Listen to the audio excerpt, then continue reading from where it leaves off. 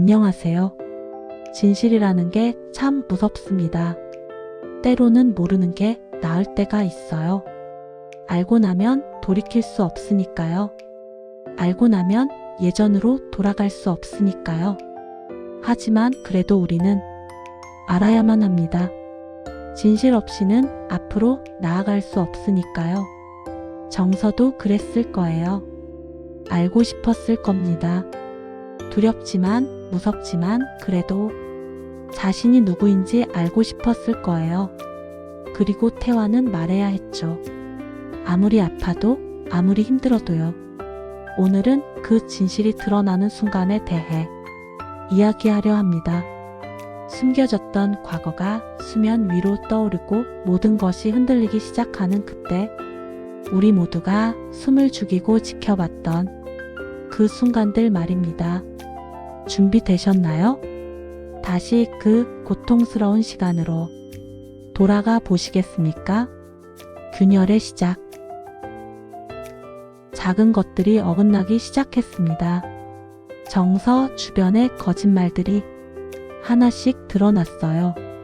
누군가의 실수로, 누군가의 양심으로 조금씩 진실의 조각들이 흘러나왔습니다. 정서가 그걸 주워 모으는 모습을 보며 저는 가슴이 조였습니다. 아, 이제 시작이구나. 돌이킬 수 없는 길로 들어서는구나. 알고 싶어 하지만 알고 나면 견딜 수 있을까? 그 걱정이 먼저 앞섰습니다. 거울을 보며 자신의 얼굴을 만지는 정서. 이게 정말 나일까? 하는 눈빛. 자신의 존재 자체를 의심하기 시작하는 사람. 그보다 더 고통스러운 게 있을까요? 태화의 고백 전야. 태화가 결심했습니다. 더 이상 미룰 수 없다고. 정서가 혼란스러워하는 모습을 보는 게 더 고통스럽다고. 진실을 알 권리가 있다고요. 하지만 그 결심을 하기까지 얼마나 많은 밤을 뜬 눈으로 지냈을까요? 얼마나 많이 망설였을까요? 말해야 할지 말하지 말아야 할지 그 경계에서 얼마나 오래 흔들렸을까요? 태화가 밤하늘을 보며 서 있는 장면이 있었습니다. 담배를 피우던가요? 아니면 그냥 서 있기만 했던가요? 날카롭게 기억나진 않지만 그 외로운 뒷모습은 지금도 선명합니다. 사랑하는 사람에게 상처를 줘야 하는 사람의 고독. 그게 고스란히 보였거든요. 우연히 발견한 단서. 정서가 우연히 오래된 사진을 발견하는 장면을 기억하시나요? 손이 떨렸어요. 정서의 손이 떨렸습니다. 그 사진 속 아이가 자신인 것 같은데 아닌 것 같기도 하고요. 익숙한데 낯설고 기억나는 것 같은데 기억나지 않고 정서가 그 사진을 가슴에 꼭 안고 주저앉는 모습에서 저는 같이 울었습니다. 자신의 과거를 사진으로 만나야 하는 사람, 자신의 어린 시절을 증거로 확인해야 하는 사람, 그게 얼마나 슬픈 일인가요? 그날 밤 정서가 꾼 꿈이 있었을 거예요. 그 사진 속 아이가 나타나는 꿈, 뭔가를 말하려는 꿈. 하지만 들리지 않는 목소리, 닿지 않는 손길. 그 답답함 속에서 깨어났을 정서를 생각하면 가슴이 아픕니다. 미라의 눈물. 미라를 보면서 저는 복잡했습니다. 이 사람을 미워해야 할까요? 딸을 빼앗아 간 사람. 다른 아이의 정체성을 지워버린 사람. 하지만 동시에 이해도 됐어요. 딸을 지키고 싶었던 엄마의 마음이었으니까요. 미라가 혼자 우는 장면들이 있었습니다. 정서 몰래 조용히 소리 없이요. 그 눈물 속에 무엇이 담겨 있었을까요? 죄책감일까요? 두려움일까요? 아니면 곧 모든 것을 잃게 될 거라는 예감일까요? 정서를 바라보는 미라의 눈빛이 달라졌습니다. 사랑과 미안함이 뒤섞인 눈빛. 이 아이를 사랑한 건 진심이었을 거예요. 하지만 그 사랑이 거짓 위에 세워진 것이라는 것도 알았겠죠. 그 모순 속에서 건우의 침묵. 건우는 여전히 말이 없었습니다. 권력으로 모든 것을 덮으려 했어요. 돈으로 진실을 묻으려 했죠. 하지만 감춰지지 않는 게 있었습니다. 그의 눈 깊은 곳에 있던 불안. 언젠가는 무너질 거라는 걸 아는 사람의 초조함. 유리를 보는 건우의 눈빛도 복잡했습니다. 딸을 사랑하는 걸까요? 아니면 자신의 선택을 정당화하기 위해 딸을 이용하는 걸까요? 그 경계가 흐릿했습니다. 가족 사진을 보며 서 있는 건우의 뒷모습. 완벽해 보이는 가족. 하지만 그 안에 균열이 가득한 것을 아는 사람. 언제 무너질지 모르는 성 위에서 살아가는 기분이 어땠을까요? 유리의 공포. 유리가 가장 두려워했던 것은 무엇이었을까요? 정서가 진실을 알게 되는 것, 태화를 잃게 되는 것, 아니면 자신이 저지른 일들이 드러나는 것. 아마 전부였을 거예요. 유리의 악몽 장면을 기억하시나요? 모든 사람이 자신을 비난하는 꿈, 태화가 등을 돌리는 꿈, 혼자 남겨지는 꿈. 땀에 젖어 깨어나는 유리의 얼굴에 공포가 가득했습니다. 저는 유리가 불쌍했습니다. 지금도 그래요. 이 사람도 피해자라고 생각합니다. 사랑을 왜곡된 방식으로 배운 사람, 집착과 사랑을 구분하지 못하는 사람. 그렇게 만든 건 누구였을까요? 진실을 향한 질문들. 정서가 질문하기 시작했습니다. 제 어린 시절 사진이 왜 없어요? 왜 아무도 절 기억하지 못해요? 제가 정말 저예요? 그 질문들을 들을 때마다 주변 사람들이 얼어붙었습니다.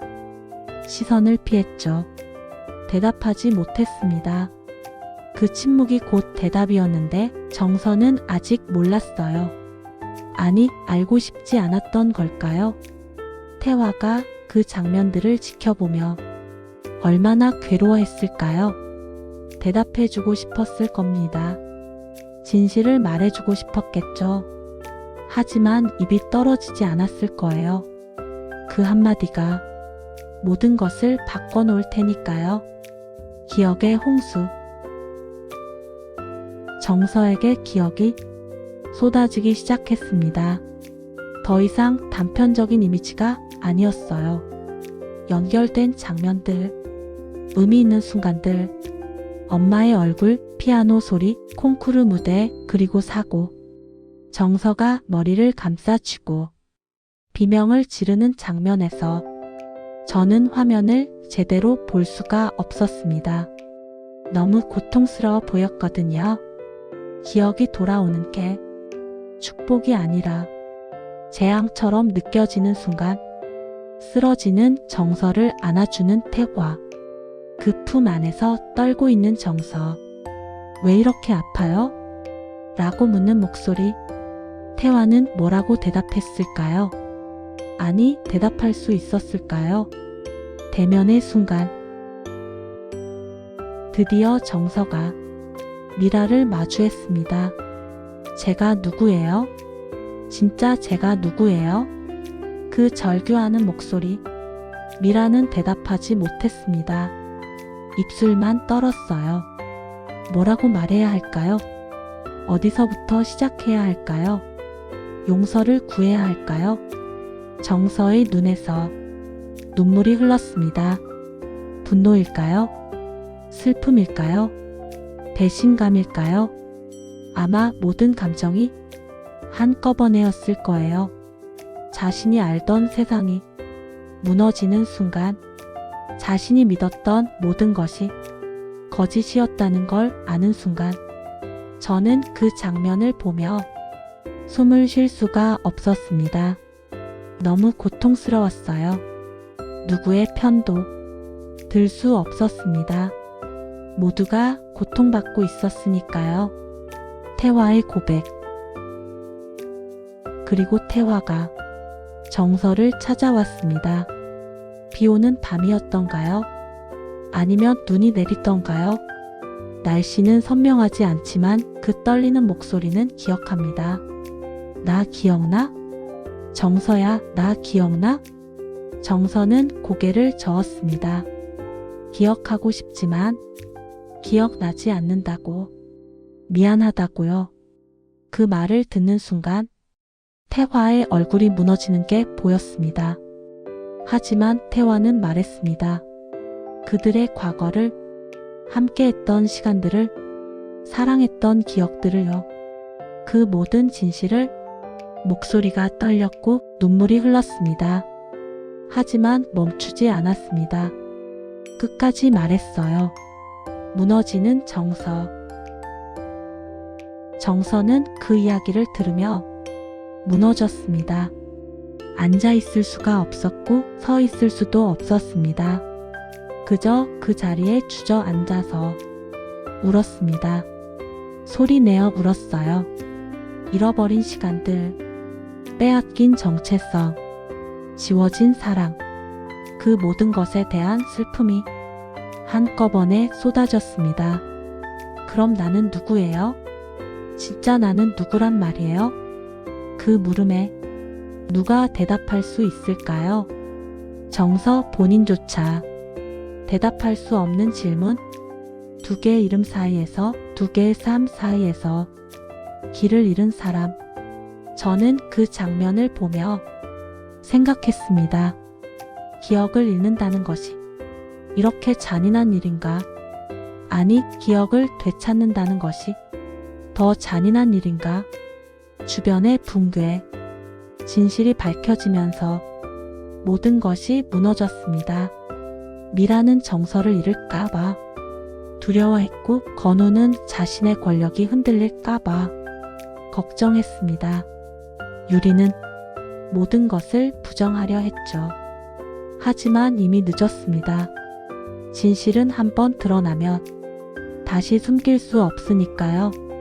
거짓말로 쌓아 올린 성은 한순간에 무너질 수밖에 없으니까요. 가족회의 장면을 기억하시나요? 모두가 둘러앉았지만 아무도 눈을 마주치지 못했던 그 장면. 식탁 위의 침묵, 그 무거운 공기, 가족이라고 부르기엔 너무 멀어진 사람들, 태화의 다짐. 태화는 정서 곁에 남기로 했습니다. 기억하든 못하든, 자신을 받아들이든 말든, 그저 곁에 있기로요. 지켜주기로요. 이번에는 절대 놓치지 않겠다고 다짐했습니다. 정서의 집 밖에서 하룻밤을 샌 태화의 모습. 추웠을 거예요.